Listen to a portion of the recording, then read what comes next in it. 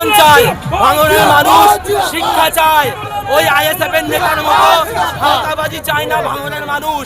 ভাঙনের মানুষ আজীবন শিক্ষার সঙ্গে ছিল, ভাঙনের মানুষ উন্নয়নের সঙ্গে ছিল। আর এই ভাঙনের মানুষ আমাদের সকলের প্রিয় নেতা শওকত মোল্লা মহাশয়ের সঙ্গে ছিল।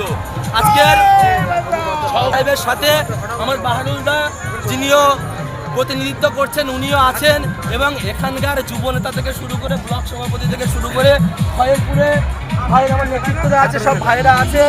আর আমার পাশে এসছে আজকের শওকত মোল্লাকে ভালোবেসে এই ভাঙনের মানুষকে উন্নয়ন দেওয়ার জন্য মানুষের পাশে দাঁড়াতে বসিরহাট আল্লামা দরবার শরীফের পীরজাদা সাদ আমিন ভাইজান, যিনি সর্বসময় অন্যায়ের বিরুদ্ধে প্রতিবাদ করে, এবং শওকত মোল্লা মহাশয়ের সঙ্গে ইনি আছেন।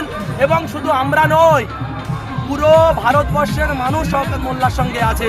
আর 2026-এ এই যে খেলাটা হবে, পুরো বাংলার মানুষ দেখবে যে ভাঙড়ে যে গণতন্ত্রকে ভাঙার চেষ্টা করেছে আইএসএফরা, মানুষের ঘরে বোম মেরেছে, মানুষকে মিথ্যা প্রতিশ্রুতি দিয়ে কাজ করেনি, মানুষের বাড়ি বাড়ি গিয়ে ধর্ম নিয়ে ব্যবসা করেছে, ধর্মীয় মেরুকরণ করার চেষ্টা করেছে, সেই সকল সাম্প্রদায়িকতাকে রুখতে আজকে শওকত মোল্লা এই ভাঙড়ের দায়িত্ব পেয়েছে।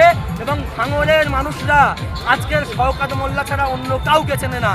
আজকের প্রত্যেকটা পাড়া থেকে শুরু করে স্টপিজে মানুষের যে উচ্ছ্বাস, মানুষের যে শওকত মোল্লার প্রতি ভালোবাসা, এটা নজিরবিহীন। মানুষ ভাবতে পারবে না যে শওকত মোল্লার জন্য আজকের ভাঙড়ের মানুষটা কত উচ্ছ্বাসিত। আজকের ভাঙড়ের মানুষরা নতুন চায়, আজকের ভাঙড়ের মানুষরা উন্নয়ন চায়, আজকের ভাঙড়ের মানুষরা অন্য নেতা চায়। কারণ বিগত দিনে 5 বছর এই ভাঙড়ে কোনো কাজ করেনি আইএসএফের নেতারা, শুধু এসছে সুদূর পুরপুরা থেকে, আওতাবাজি করেছে, মিথ্যা কথা বলেছে, প্রতিশ্রুতি দিয়েছে, আমার ভাঙড়ের নিরীহ ভাইগুলোর মধ্যে বিভেদ লাগিয়েছে, মারামারি দাঙ্গা লাগানোর চেষ্টা করেছে। আর সেই সকল অশুভ কাজকে রুখেছে শওকত মোল্লা মহাশয়। আর আজকে তিনি এই যে পথসভা